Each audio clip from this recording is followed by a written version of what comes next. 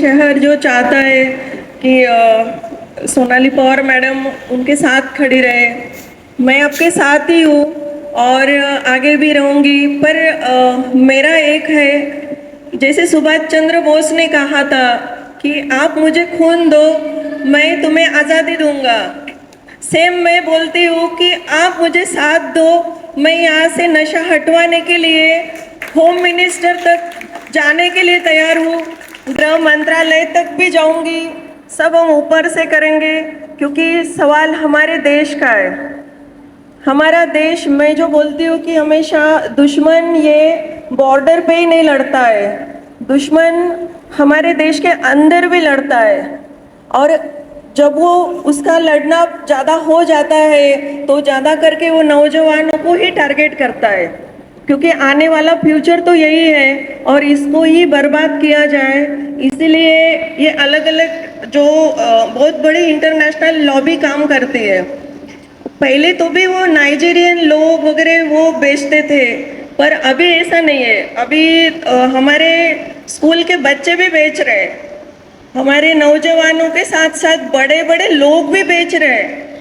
अब मुझे तो शर्म आ रही है कि वो खुद को इतना बड़ा बोलते हैं, इतना पैसे वाले बोलते हैं, इतने बड़े पद पे बोलते हैं, पर जिस दिन मुझे उनका सबूत मिल गया तो उस दिन मैं पूरे आवाम के सामने बोलती हूँ कि मैं प्रेस कॉन्फ्रेंस लेके उनका नाम विद सबूत बोलूंगी, इसी मालेगांव में, इसी लोगों के सामने। क्योंकि सवाल बच्चों के भविष्य का है, और जब बच्चों का भविष्य होता है तब किसी भी माँ ने किसी भी हालात में पीछे कदम नहीं रखना चाहिए, आगे ही कदम रखना चाहिए। और ये अंदर से आवाज़ होती है। जैसे कि मैंने पिछली बार भी मालेगांव नशा मुक्त अभियान किया था 14 फरवरी को, और उस टाइम भी बहुत बड़ी रैली निकली थी। और मैंने मालेगांव में 8 दिन रुक के पूरा सर्वे किया था। सब स्कूल कॉलेजेस में मैं गई थी, एमएसजी कॉलेज हो, एटीटी स्कूल हो, एवरीथिंग। सबका यही कहना था कि मैडम ये इतना बढ़ गया है कि हम बच्चों को कैसे संभालें।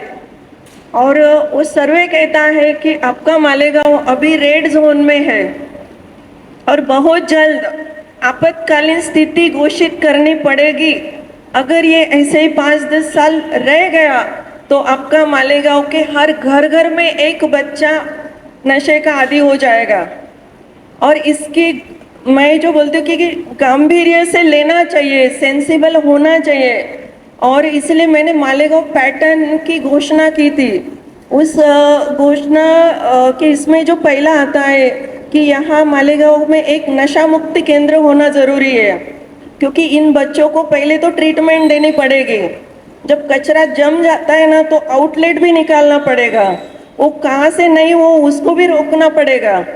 तो एक है कि डी एडिक्शन सेंटर जो मालेगांव की आवाम तय करेगी, उनको कितना जुड़ना है, कितना आवाज़ उठाना है और कितना हमारे साथ खड़े रहना है, अदरवाइज ये नहीं होगा। दूसरी है कि यहाँ पे स्पोर्ट्स एकेडमी नहीं है, बच्चों को खेलने कूदने के लिए जगह नहीं है, क्योंकि जो एज होता है वो बहुत एनर्जेटिक एज होता है और इस एज में हमको एक किक लगती है कि हमको खेलेंगे, एनर्जी वहाँ पे डाइवर्ट करेंगे। अगर ये नहीं रहेगा तो बच्चे डेफिनेटली ड्रग्स की तरफ जाएंगे कि चलो थोड़ा सा करके देखते, थोड़ा सा सूंघ के देखते, उनको क्यूरियोसिटी होगी। पर जब वो खेलेंगे, थक जाएंगे, पढ़ेंगे तो वो नहीं करेंगे। इसलिए ये भी मालेगांव पैटर्न के तहत 2 नंबर पे आता है।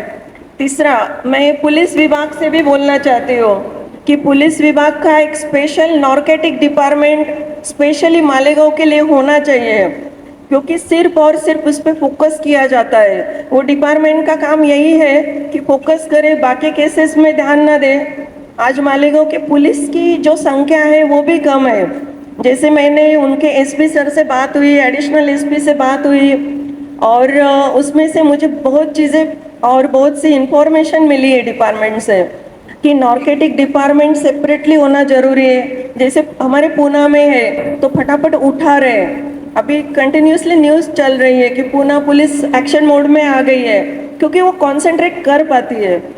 फिर उसमें आता है चौथा कि मंदिर मस्जिद स्कूल कॉलेजेस के 200 मीटर के दायरे में एक भी पान टपरी नहीं होनी चाहिए जहाँ से ये चीज़ें मिलती है, तो वो भी है। और इस पे कायदे से भी कड़क करना चाहिए। और ये सब कुछ तभी होगा जब यहाँ पे एक ह्यूमन राइट्स का ऑफिस होगा। एक ह्यूमन राइट का ऑफिस मैं करने वाली हूँ यहाँ पे। सब लोगों को जुड़ना है, क्योंकि ये जो पुलिस और आम जनता इनके बीच में का जो ब्रिज है, हमको जो ब्रिज बनाना है तो इसी से बनेगा। कि आज अगर पुलिस को कॉल किया जाता है, वो टाइम पे नहीं पहुंची, वो लोगों से कुछ मिल गई, तो इनके ऊपर भी ध्यान रखने के लिए ह्यूमन राइट्स चाहिए। और वो काम हमारे डिपार्टमेंट करेगा, हम पुलिस डिपार्टमेंट के साथ में करेंगे। और इसके लिए एक स्पेशल ऑर्गेनाइजेशन को एक्टिव होना बहुत ज़रूरी है। अभी यहाँ पे जितने भी आए हैं, वो सबका मैंने जब सुना कि वो बहुत अच्छे से इसमें एक्टिव है, उन्होंने रैलीज निकाली है। पर मैं अभी बोलती हूँ कि अब साथ में जुड़ो, सभी संगठन साथ में आओ, एक मुट्ठी बनाओ। जैसे ह्यूमन राइट की मुट्ठी होती है, ऐसी मुट्ठी बनाओ और हमको सबको साथ में चलना है। और डेफिनेटली उसमें कुछ परसेंटेज फर्क पड़ेगा। अगर फिर भी हम अगर चुप रह गए आने वाले 5-10 साल, तो जितने वो जो अन्याय करने वाले होते हैं ना, उससे भी ज़्यादा गुनहगार चुप रहने वाले होंगे। क्योंकि चुप रहने वाला सबसे ज़्यादा गुनहगार होता है, क्योंकि वो सब देख के भी जान के भी चुप रहता है। तो ये संघर्ष, ये लड़ाई छिड़ गई है। अगर उनका संकल्प हम लोगों से बड़ा है कि इनको बर्बाद करना है और हमको पैसे कमाने हैं, तो हमारा संकल्प उनसे बड़ा होना चाहिए कि हमें भी आपसे डट के लड़ना है, हमारे बच्चों का भविष्य के लिए हमको लड़ना है। तो मुझे मालेगांव के लोगों से यही है कि सभी संगठन में शामिल हो, और मंदिर मस्जिद के भी सभी लोग, जिनको भी मैं ये करती हूँ कि स्पिरिचुअली भी जुड़ो। क्योंकि कोई भी धर्म ये नहीं सिखाता है कि आप नशा करो और बच्चे बर्बाद करो। हर धर्म में अच्छा सिखाया गया है और मजबूत बनाया है हर धर्म ने हमको। तो सबने भगवान का नाम लेके, अल्लाह का नाम लेके इस चीज़ को शुरू करनी चाहिए। और ये लड़ाई सिर्फ मेरी नहीं है, आपकी लड़ाई है। ये आपकी लड़ाई है, करके लड़ना पड़ेगा। इसके लिए हम प्लेटफॉर्म दे रहे हैं, हमसे जुड़ो और जितना हो सकता है उतना हम लोग साथ में रहेंगे आपके। आपको कोई डर धमकाने वाला नहीं रहेगा, क्योंकि आज उनकी संख्या ज़्यादा है, हमारी कम है। पर जिस दिन हम हजारों में हो जाएंगे ना, तो वो किस किस को डराएंगे। एक को आवाज दिया तो 2000, 5000, 10,000 लोग खड़े हो जाने चाहिए। इतना बड़ा संगठन हमें बनाना है। और अगर मैं पुणे से आके मेरा टाइम, मेरा पैसा सब लगा रही हूँ, तो मैं आशा करती हूँ कि आप लोग जुड़ो, क्योंकि फ्यूचर आपके बच्चों का है। मेरे दोनों बच्चे तो बहुत अच्छे से सेटल है यूएस में, पुणे में। फिर भी मुझे लगता है कि मैं यहाँ के बच्चों के लिए करूँ, और मैं लड़ने के लिए तैयार हूँ और कंसिस्टेंटली मैं लड़ूंगी। और जो भी ब्रीच है वो हम कंप्लीट करेंगे। जैसे कि प्रशासन के साथ हो, फिर मंत्रालय में जाना रहा, उधर से कुछ ऑर्डर पास करने रहे, और फिर लीगली भी रहता है तो लीगली भी हम लड़ेंगे। और सब इसमें मुझे अभी एक पुलिस से एक बहुत अच्छी इंफॉर्मेशन मिली है कि पुलिस अभी बहुत जल्द 5 लोगों पे मकोका लगाने जा रही है। हाँ, और उसमें से एक को पकड़ना बाकी है। वो बहुत बड़े डीलर है, और एक बार वो पकड़े गए, मकोका लगा, तो हम प्रेस कॉन्फ्रेंस लेने वाले हैं। और उस प्रेस कॉन्फ्रेंस में मैं उनका नाम भी अनाउंस करूँगी। और हाँ, जितने भी न्यूज़ वाले होंगे तो ये बात बहुत अच्छे से स्प्रेड कर दो कि जो जो इसमें डीलरशिप में होंगे, वो कितना भी बड़ा यहाँ का मंत्री न क्यों ना हो, बहुत ही जल्द प्रेस कॉन्फ्रेंस में सबूत के साथ उनका नाम मैं लूंगी। क्योंकि इस देश में आज भी सत्यमेव जयते ही चलता है। हाँ, इसीलिए हम किसी से डरेंगे नहीं और पूरी मेहनत के साथ आपके साथ खड़े रहेंगे। आप ऐसा मत समझ लेना कि यहाँ कौन करेगा क्या करेगा। हालात मुझे परसों एक माँ ने फोन करके बोला कि उनका बच्चा अभी आपका वीडियोस वगैरह देख के मैडम ड्रग्स नहीं कर रहा है और अल्लाह आपको बहुत सारी दुआएं देती हूँ मैं आपको। ये मेरे लिए बहुत बड़ा आशीर्वाद हुआ उनका।